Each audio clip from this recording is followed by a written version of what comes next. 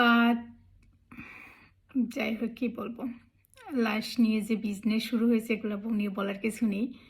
তো লাশের কফিনের অ্যাম্বুলেন্সের উপর উঠে বসে কান্নায় ভেঙে পড়া, এটা কি খুব দরকার ছিল?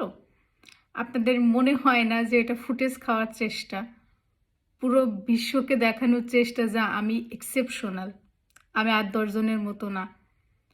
তো আপনাদের মূর্খতায় এখনো মনে হয় না যে ওদের মধ্যে কি আছে?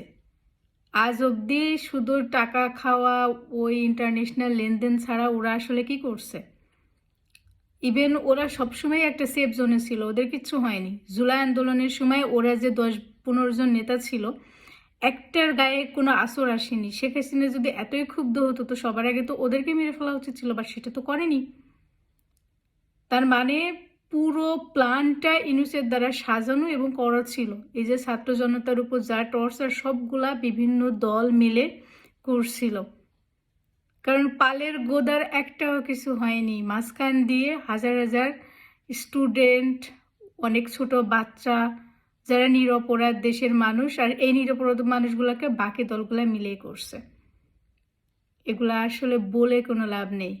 আর এই কালাপাড়ার দেখলে না, স্যান্ডেল জুতা নিয়ে বের হতে ইচ্ছা করে, মানে গালি দিতে ইচ্ছা করে, সে ফুদার মতো গালি।